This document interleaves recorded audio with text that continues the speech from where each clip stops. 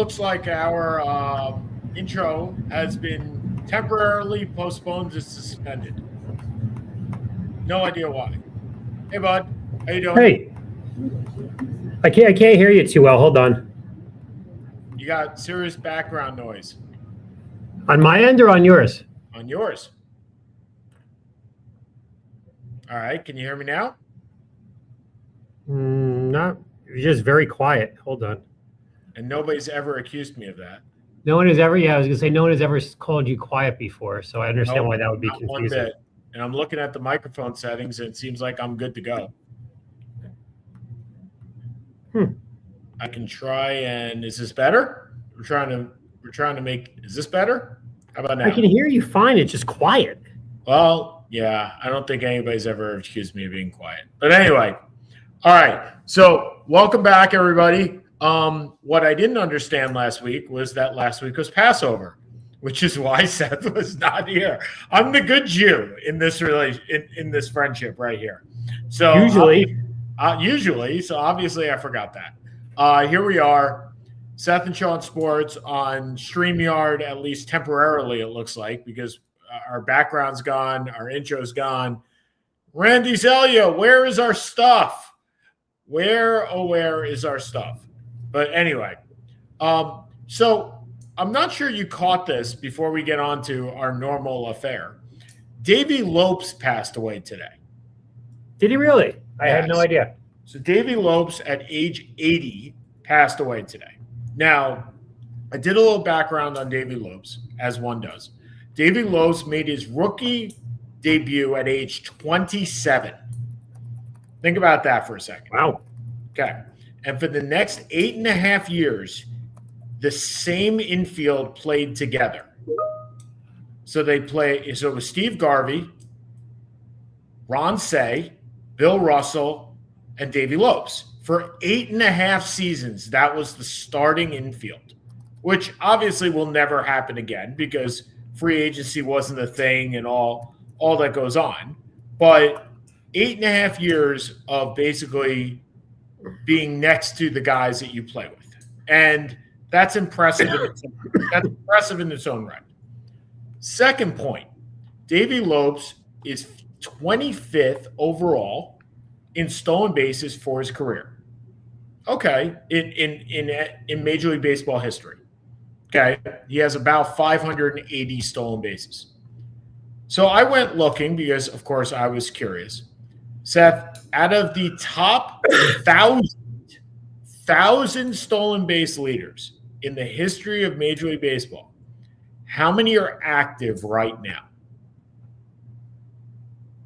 No, there's much more than 3. But okay, but 1,000, right? 1,000 is a little hard. I mean, Ricky had what, 1360 or some number like that, career-wise. Oh yeah, Ricky's well above. Ricky's well above what I'm trying to figure out is I don't know where the threshold is for 1,000. Is it 200? So you're talking about where's the 400, bottom, right, of 1,000? What? Okay, so the bottom of 1,000 is 92 steals.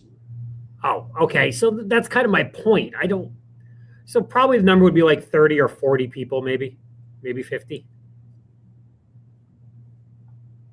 You're actually pretty close. It was 46. 46 of the top 1,000 stolen base leaders of all time are active. Okay. What do you think? So Ricky Henderson, obviously 1,300 steals, right? Mm-hmm. Davy Lopes is 25th with, I believe it's 580 or something like that. I'm looking it up right now. I had it earlier. 557. Who is the active leader and what number is he? The active leader in steals. It's not someone like Trout. It's not Ohtani. It's not De La Cruz. Is it someone like Luis Arias, like some random? You look like you're staring into nothing land, dude. I'm the one who's overtired. We played with the He played with the Mets last year.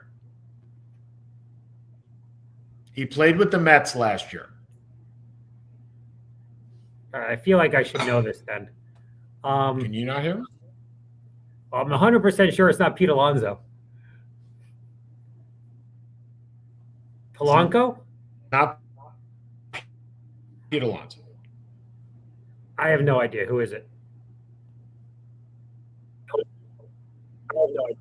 Okay, so it's Starling Marte. I didn't even know he was still active. And he had 300. Yeah, he had a lot of them with Pittsburgh. And he had 361 steals. Okay. And he's right. 37 years old. So here's my next question for you. Active leader at under 30 years old. And where does he stand on the list? This is how much the game has changed. This is what I'm getting to. The active leader. Active leader under 30.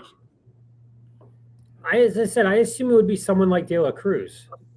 I mean, but he's 24, but nobody steals. Okay, so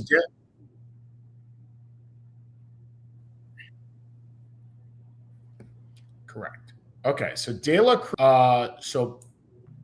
Cruz was, hold on, I had this earlier. De La Cruz is 614th with 141 steals.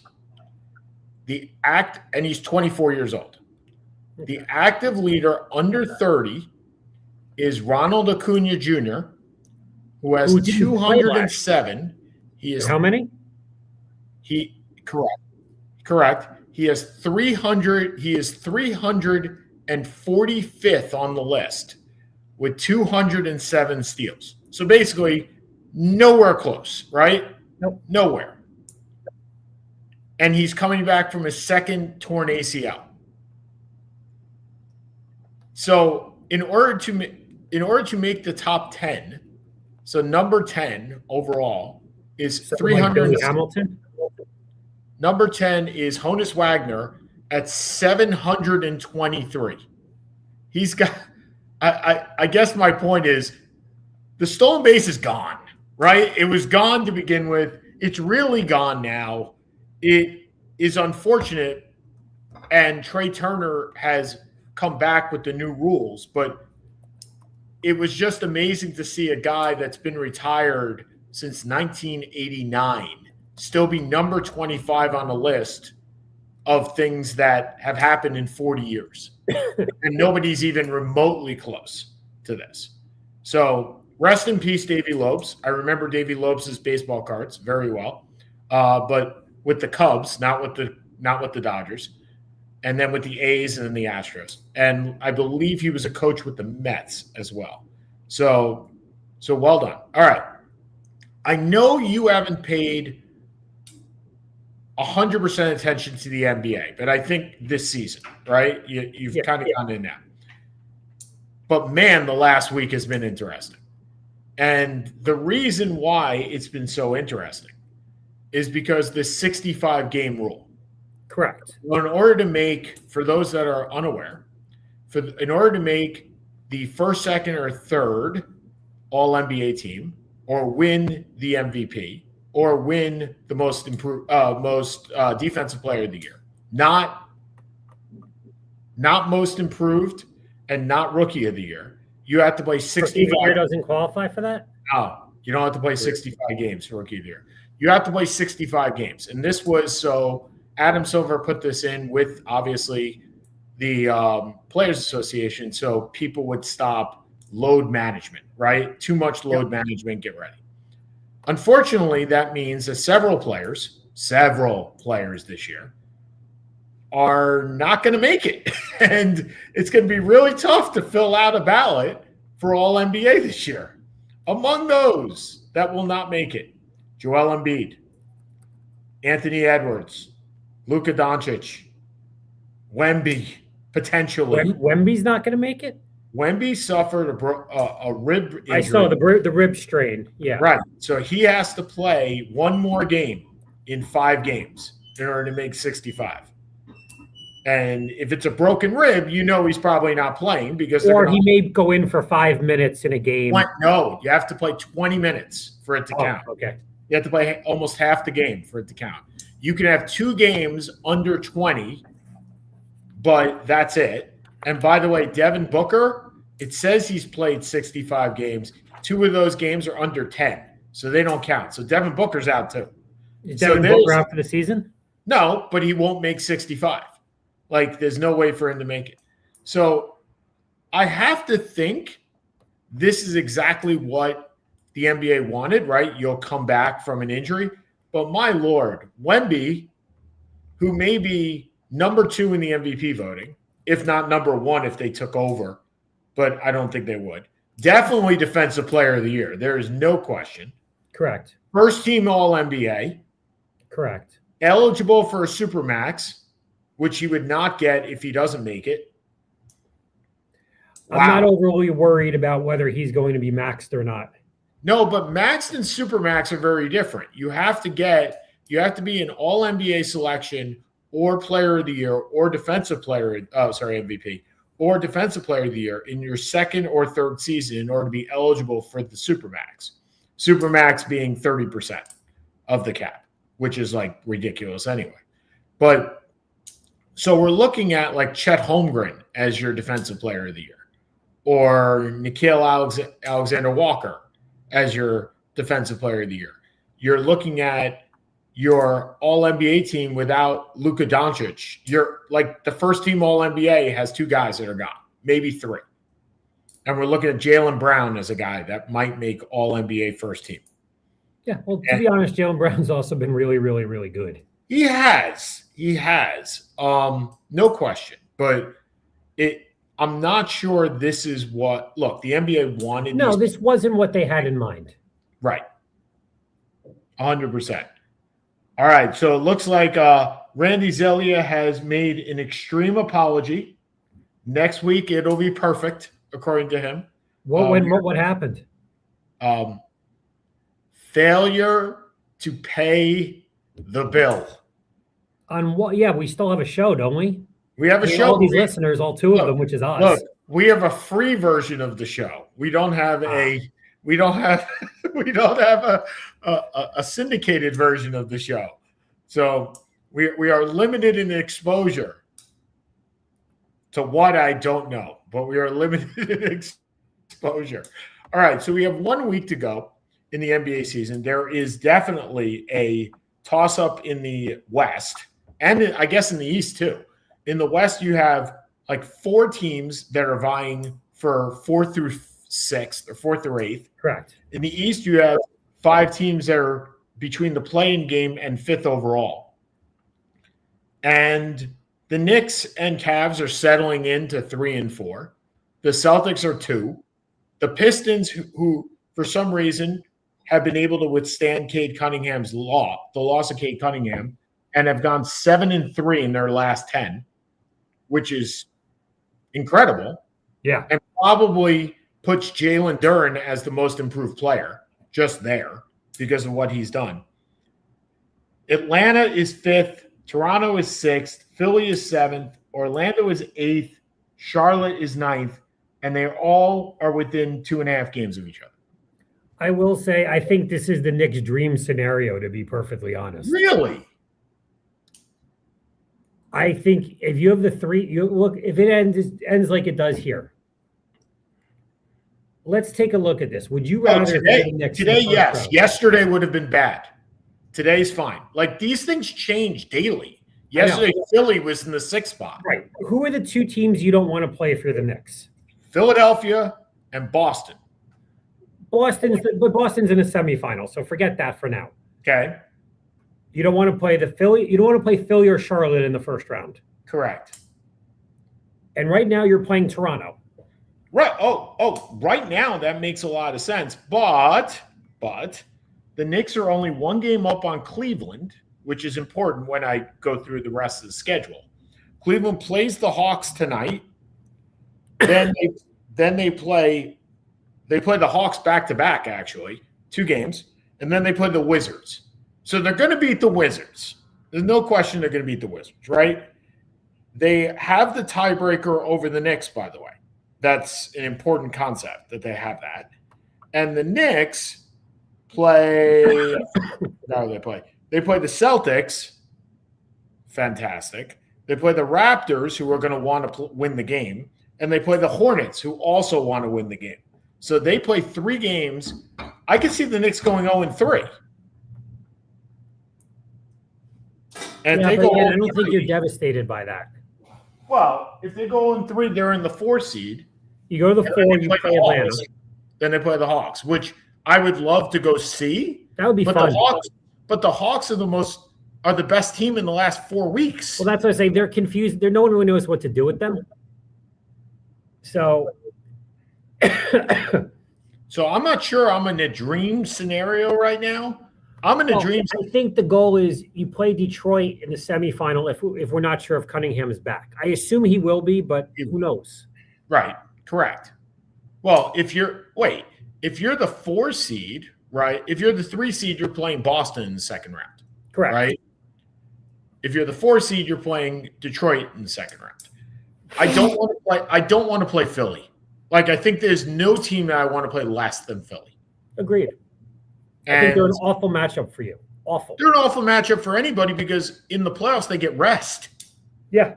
Like, I want them in the play-in because they are the team that needs rest more than any other team. I could see them losing in the play-in. Yes. Just as easy as, especially if they're 9-10. Right. Well, I'm saying if they get the 6 seed, I could see them beating the Knicks as easily as I could see them losing in the play-in because the play-in is a back-to-back game. Correct. So, but they have played the 76ers have played very well in the last couple of weeks. And, they're 6-4 over the last 10. Embiid's been playing, which I guess is a positive. They've lost 2 out of their last 4. But I think I sent this to you, Seth, on – what was this? On April 1st, right? I was like, did defense occur in the NBA? Because the 76ers beat the Wizards 153-131. And I'm kind of like, that's a lot of scoring. Even against the Wizards, that's a lot of scoring. And so I was kind of confused. And then I looked at the percentages, and the 76ers shoot 62% from the field and 50% from 3. And then I look at who they play, and they play the Wizards. So, by the way, congratulations to me again. It has been decided I have won all 3 bets. It has been decided that what? I won all 3 bets this year because the Wizards just – Congratulations. That $5 will buy you a Starbucks.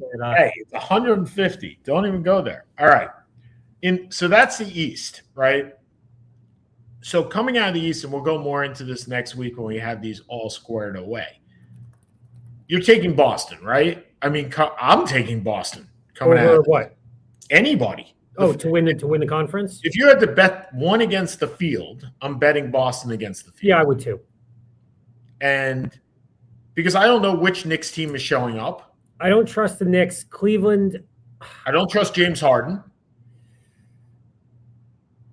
I don't know how to read Cleveland. Detroit, without Cunningham at 100%, can't win. Yep. I can't see Philly staying healthy enough to win 3 series. Atlanta, I don't trust. And Charlotte's not ready. And there's your teams. Yep. Yeah. And then you look at the West, and you're like, that's really the way I look at it. Oklahoma City 3 up on San Antonio. So chances are they're going to win. They're going to win unless they lose 3 straight games after only losing 16 the entire year. That's not going to happen. Denver at the 3rd spot, 12 back. The Lakers 4 at 13. Houston at 13. Minnesota at 16. And then Phoenix, LA, the Clippers. Portland and Golden State rounding that out.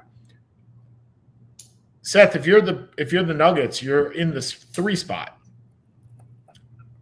Playing San Antonio, potentially playing Minnesota in the 1st round, Denver in the 2nd round, and then Oklahoma City in the 3rd round. Sorry, the other way around. Yeah, that's what. No, if you're Denver, you're playing Minnesota in the 1st round, San Antonio in the 2nd round, and Oklahoma City in the conference finals. That's horrifying. That's a gauntlet. That's horrifying. You're better off letting the Lakers go. Right, exactly. Well, that's the other thing, right? If you're the Denver, do you lose a game? I mean, look, you got 3 games left. You don't want to drop down to 5. You want to be at 4. You don't want to be at 5. What's the difference? Do you think Denver cares about the home court? That's fair. If you tell me your choices are playing the Lakers, the Rockets, or the Timberwolves. Oh, I want the Lakers. You want the Lakers because Doncic's out and Reeves is out. That's the order. I want the Lakers, the Rockets, and then the Timberwolves. Yep. You got to tank a game or two, you tank a game or two. Unlike Brooklyn, who apparently has decided this is a good time to go on like a 2-game winning streak. Well, the Nuggets play the Grizzlies. There is no way they're losing to the Grizzlies. Nope.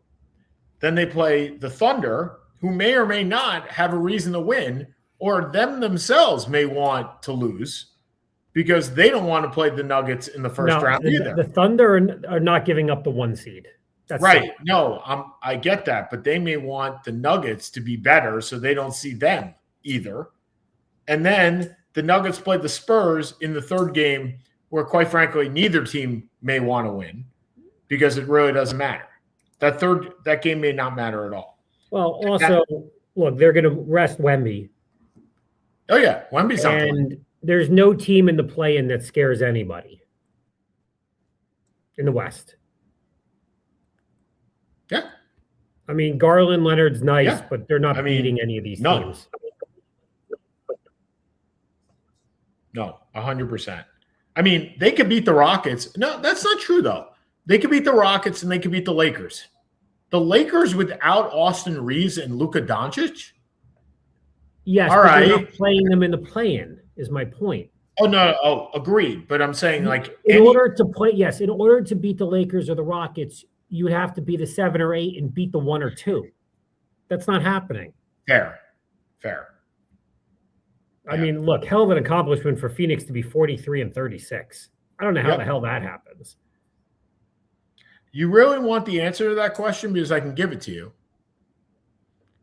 The West, New Orleans has won 26 games. Memphis has won 25. I said the depth of the West is horrendous. Yeah, 5 teams in the West have all tanked. And I mean, there is a clear division between playoff teams and not playoff teams, even play-in teams. So the difference in the East between Miami, who is the 10th spot, and Milwaukee is 10 games. So once teams have decided to tank, they're out, right? We're done. Then you look at the difference in the West, and it's 11.5 games. Again, you decided you were out, and you're out. Yep. So, and then you have teams like Chicago and Milwaukee that didn't make that decision early enough. No, I get it. Here we are. All right, so let's speak about those 2 teams that did not make that decision early enough and have now made that decision. Number 1, Giannis. We're back where we started. Well, except instead of him kind of, I don't want to go. I may want to go, but I want to be. Oh no, he wants to go. Well, according to Shams, right? we don't have. He hasn't said anything. He wants to be the nice guy that doesn't want to break up the relationship, but in the background, he's bitching and moaning about his girlfriend. I mean, that's basically what it is. And the problem that I feel in looking at this from afar is that he had all the equity in the world to just say, I'm done. He could have said, I'm done and not look like the bad guy. That's what you get when you win a championship. There is no bad. Damian Lillard didn't have any bad from Portland. None. In fact, they welcomed him back. If you win a championship, what is it? Flags fly forever, and you never have to make excuses, right? So he won a championship and said he could have easily said, you know what, guys? Thank you so much for the memories. I'm done. I'm good. I want to do something else. And I don't think anybody in and out of Milwaukee would have begrudged him the crap that begrudged him at all. No. The problem is this back and forth bullshit has ruined all that equity. Yes. It just has. LeBron James is still beloved in Cleveland. Although he just talked smack about it, which I thought was pretty funny. I did too, but he said it with a smile. I mean, but the point is, right? He won a championship for Cleveland. He's never going to buy a drink in Cleveland ever again. People are going to, because he's a billionaire, he can afford a drink. Oh, that too. But I mean, if LeBron comes to New York and he's a what's the word? Carpetbagger, which is what he would be billed, by the way. Yes. And won a championship, nobody would care because he won a championship in New York. Agreed. The problem is he has twisted this into, I don't want to be the bad guy, but I don't want to be the good guy, but I don't want to be the bad guy. And now he's become the bad guy. He's become John Tavares. You have to get that? No. He's become John Tavares. I want to stay until I put my pajamas on, and then I become Pajama Boy. Pajama Boy. Pajama Boy. So, I don't think – look, he's going to get traded, and one day his jersey will be retired, and he'll have a statue. But at the end of the day, it would have been a lot better off had he just said, I quit 2 years ago or even 1 year ago. And Seth, they're still going to get a ton for him. They're just not going to get as much as they could have gotten. That's it. Yeah. Yep. I mean, the run at Lillard, I get it. It was your one last play at it. But we didn't love that anyway. And then letting it go to go get Turner to play, like you're just throwing shit at the wall. So I will tell you, looking back on it, and I did like the Dame move. I did. I said it at the time. I thought it was going to be a great pick and roll with him. It didn't work out. You made a play, but you put good money after bad, and now you're basically paying Miles Turner the equivalent of a max salary because you have to include Dame's contract. You're kind of the New Orleans Saints of the NBA. You won your title. You kick the salary cap down the road, and you can't kick it no more. And eventually, the rooster's going to come home to roost. And I know he's a little bit in charge of the remainder of where he goes, and that's only because he only has one more year on his contract, and basically you could say, I'm not going to sign an extension. Yes. But we've gone through where he could go before. Truth be told, there aren't that many places. No.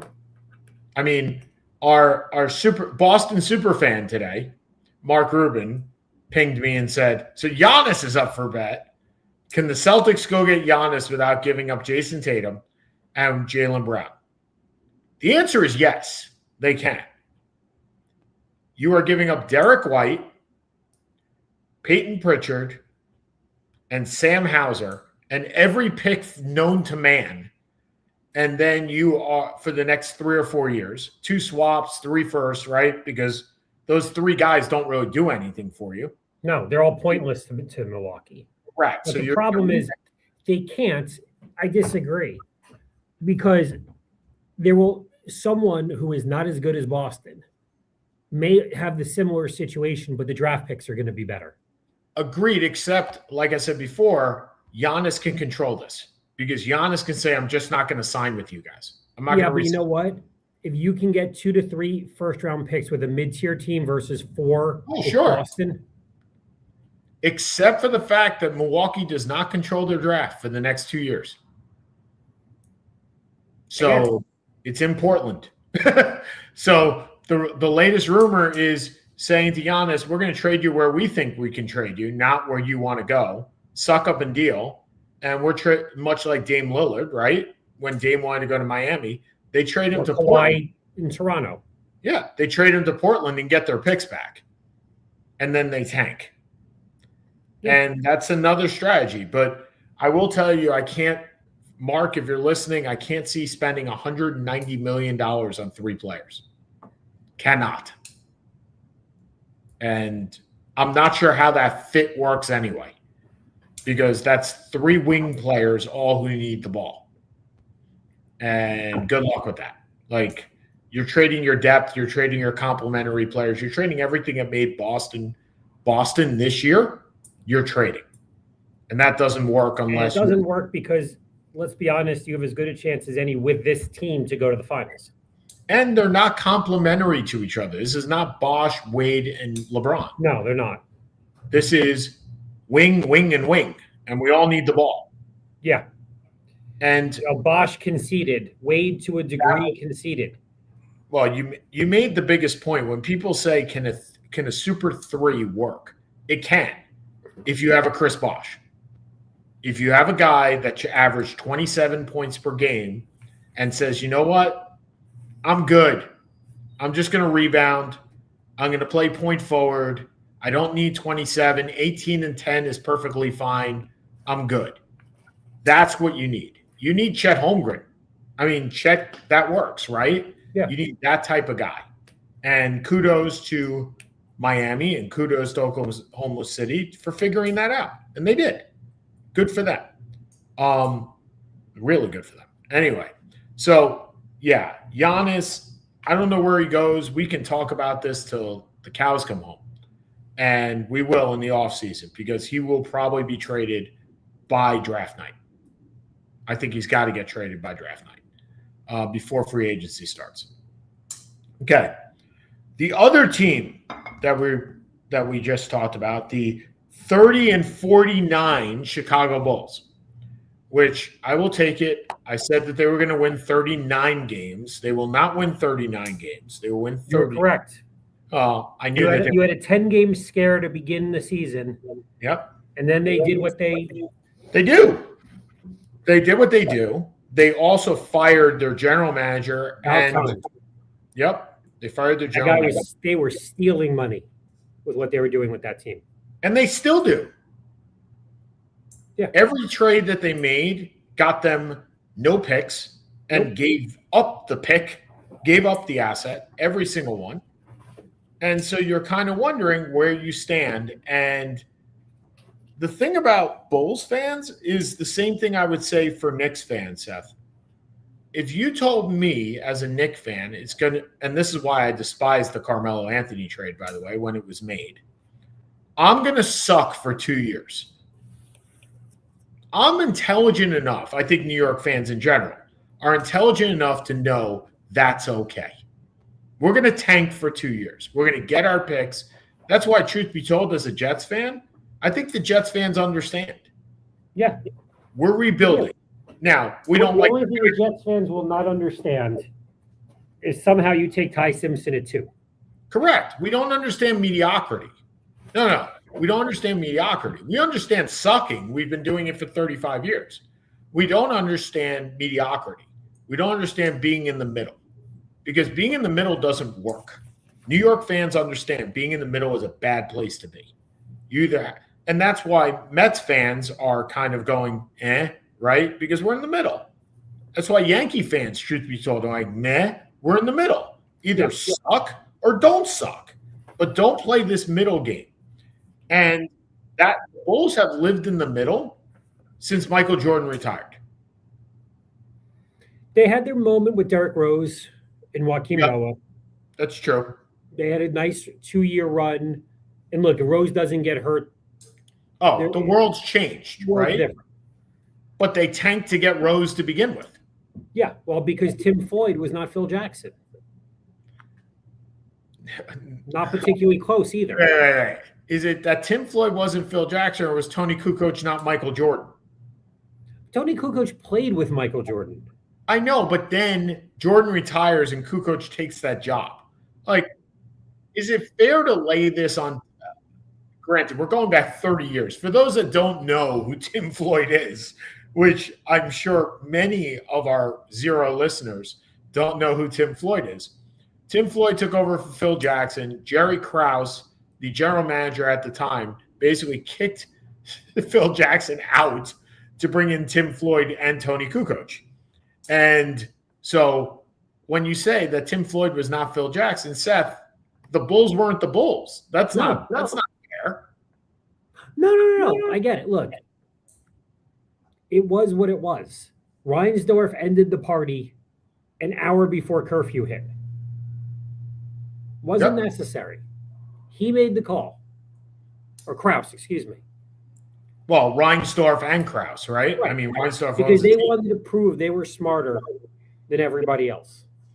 And since then, they have tried to prove that they can make money being a middle team.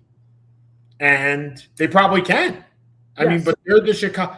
Here's the thing that bothers me about the Bulls more than any other team that sits in the middle. They're the fucking Chicago Bulls.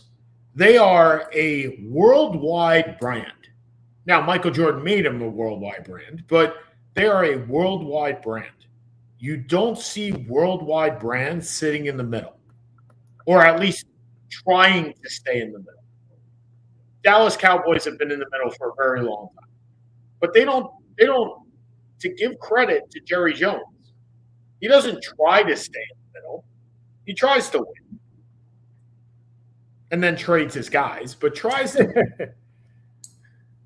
But yeah, I mean, so they fire the general manager, they fire their coach this week. They didn't fire their coach. Oh, they didn't fire Billy Donovan. Sorry, they fired the general manager and they fired their vice president of player operations, whatever that guy's name is.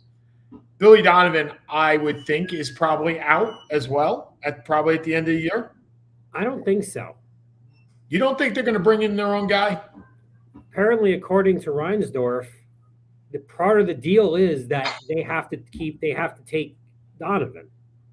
I wonder if they kick Donovan up. Yeah, well, after Donovan turns down UNC, and we'll get to that in a second. By the way, neither one of us won that one. That came out of left field, but that came out of Bill Belichick. They have the highest paying coaching staff in the NCAA combined, basketball and football. Yeah, it's a little wild. It's a little wild, but that's where you get it. But anyway, so that's a good shift, by the way. So Michael Malone, formerly of the Denver Nuggets, the son of Brendan Malone, who was an assistant coach for the Knicks, coach for the Raptors for a little bit. He was assistant coach. He was like the Josh Johnson as a coach in the NBA. Yep. He coached like 12 places. Yep. And then his son takes Denver with Jokic to the championship. He's been at ESPN for a couple of years, and now is the coach of UNC, which he didn't go to UNC. That was like the first thing I looked at. The first time since 1961 that they went outside the family. The family went out. The family, yeah. And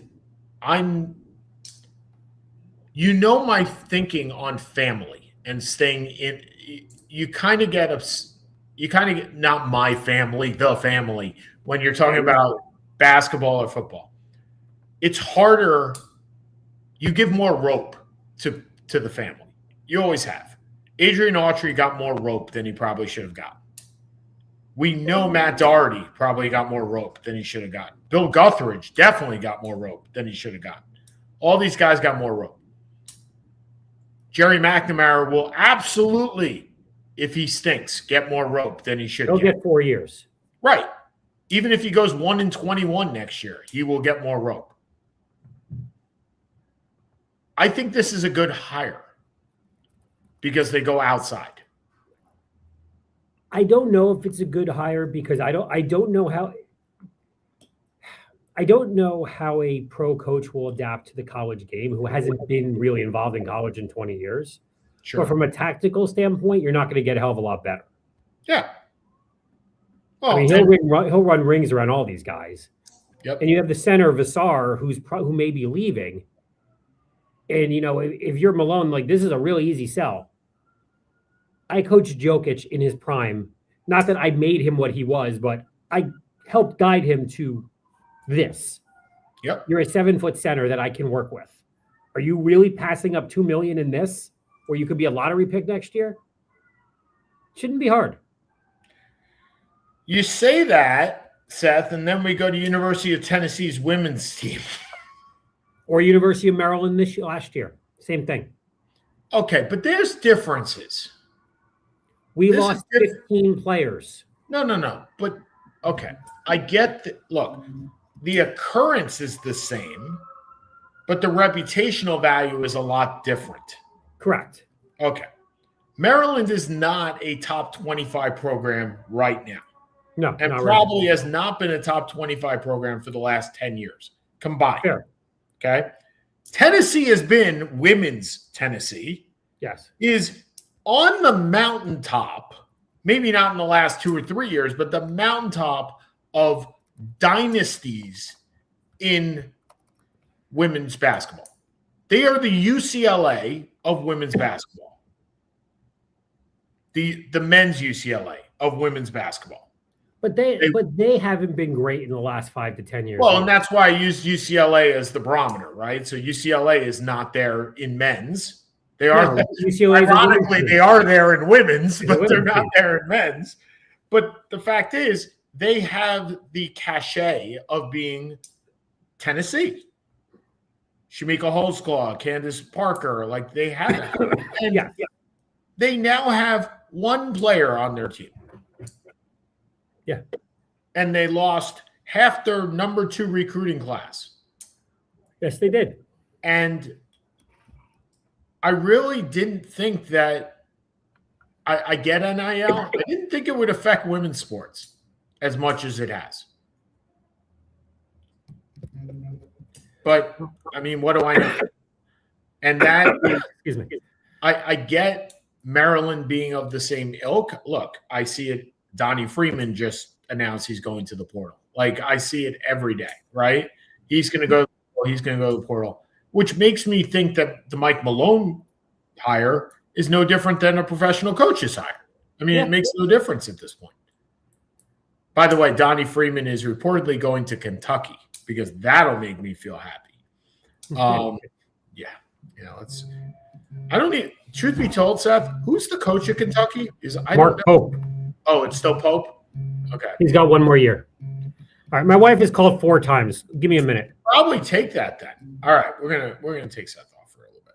So if Carly calls 4 times, ladies and gentlemen, there are 2 things that you can be assured of.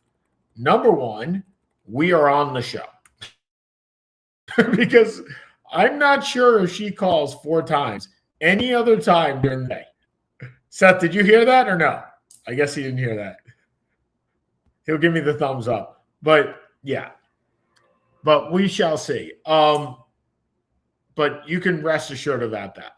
Number 2 is the fact that Seth has to take the call. If it's 4 times, Seth has to take the call. Now, to be fair, Seth, okay. Wait, you missed it. Did you hear what I said? I said if there are 2 things. Okay. Give me one. Oh. Okay. Carly was still on the phone.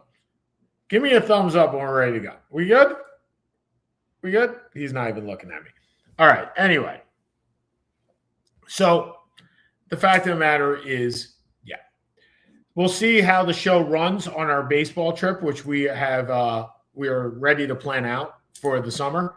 Right now, the plan is Cleveland to Cincinnati. Cincinnati is St. Louis to Kansas City. 4 nights, 5 days. Baseball, middle of August, perfection as far as I'm concerned. Stay tuned, actually. Just a little calendar update. The NFL draft is, I believe, the 25th of Seth, you ready? Not ready. Good? Not good. Good? Not good. Okay. I don't think he's good yet. The NFL draft, I'm looking at this right now. 2026, the NFL draft is 23rd through the 25th. So we will be having our NFL draft preview on the 22nd. And then we will have we'll probably have a birthday show on May 1st, given that is Seth's birthday and I will be in New Jersey.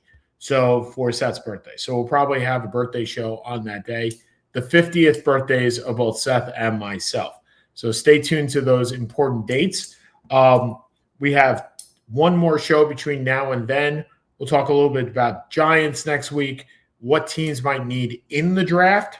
We'll have our NBA playoff and NHL playoff previews because at that point we will be rest assured of who is in what seed, and we'll go from there. Something I was going to save for the last 5 minutes, but you know what? With Seth gone, I'm going to mention it now. Carlos Beltran made the Hall of Fame. I get it. He was probably a Hall of Famer. He's not in that upper echelon of Hall of Famers for me. For Seth, I don't think so either. But the Mets are retiring his number. That bothers me. I get the fact that he was a great player. I have a really and he is going into the Hall of Fame with a Mets hat. And that's why he's getting his number retired. But the lasting image of Carlos Beltran is striking out against Adam Wainwright. That's the lasting image. Not leading us to what we thought was going to be a World Series that year, striking out on a curveball, not even taking the bat off his shoulder. He's not in the Dwight Goodens. He's not the icon of Dwight Gooden. He's not the icon of Mike Piazza. He's not the icon of Dallas Strawberry or Willie Mays, for that matter, or Gil Hodges or Keith Hernandez. He's just not there. Maybe it's the old man in me talking, and ironically, Seth says he's the old man, but that's the way I look at it. He's not he may be a Hall of Famer, but he's not a guy that should have his number retired by the New York Mets. I just don't get it. The Giants. Let's move on to Seth's team, the Giants. Giants, John Harbaugh, Dexter Lawrence saying that he wants to be traded. Let's understand what I want to be traded means in the NFL. It means I have no more guaranteed money. I want you to redo my contract. And if you don't redo my contract, I want to trade. So Dexter Lawrence has $28 million, I believe, this year in salary. It's not guaranteed, which means he can be cut anytime before opening day. He wants that renegotiated or he wants to be traded. No surprise. That's the problem with NFL contracts. NFL contracts are not guaranteed money. You have your signing bonus. I think we talked about this a couple of weeks ago, maybe months ago, with Deshaun Watson and other players that are getting cut and huge. Tua Tagovailoa, Deshaun Watson, Kirk Cousins, Matt Ryan, all these guys having huge cut numbers, dead cap numbers, Aaron Rodgers. Yeah, that's what he wants. Dexter Lawrence wants another contract, and good luck to him on that. I don't think the Giants are going to trade him. If I were the Giants, I wouldn't trade him. If he holds out, then he has fines up the wazoo, and we'll see if he shows up. But truth be told, I would not renegotiate unless you're getting a deal. And I can't imagine Dexter Lawrence giving the Giants a deal at all. So here we are. Okay. Wow, that's a lot of talking. Waiting for Seth to still join, and he's just talking. It's funny. So anyway, okay, the Masters are going on this week. I have absolutely no idea who is in the Masters. To be fair, I have been asked to be in a Masters pool. I implore you, if you have any ideas as to the Masters in general, please put a comment in there who I can pick. Out of the A group, I got Scheffler, DeChambeau, Rahm, McIlroy, Schauffele. No idea who they are. The B group, so I think I got to pick one out of each of these groups and then have prop bets. For each of the 6 groups below, pick one golfer. Okay, well, I guess I'm going to be betting on golf, knowing absolutely nothing. To be fair, ladies and gentlemen, I did come in second in an NCAA pool this year. Good for me. That also means that I am going to spend money and buy my team pizza because that's the right thing to do. You absolutely shell out for your team members. Okay. I'm going to go into the last 5 minutes here because I'm running out of breath.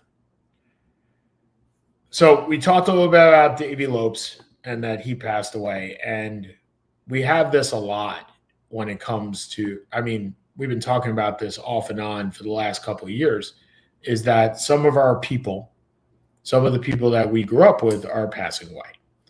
And that's unfortunate. Oh, okay. Seth's back. So I said there are two constants when Carly Kamin's calls. Number one, we're in the middle of a show. Inevitably. Number two, she calls 4 times, you're going to pick up the phone. So, I mean, those are A and B all the time.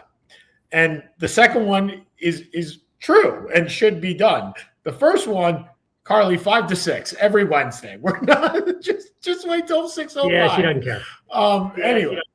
Anyway. So we were talking about the Masters for a little bit, and I don't know about you. I was asked to be in a Masters pool, and I'm looking at these guys and going, who? I have absolutely no idea. None. Will you watch any of it? Yeah, because I'm going to be working the whole weekend. I'm going to be working tonight, tomorrow, Saturday, Sunday. So, yeah, I'll have it on. That's fair. So if something I'm really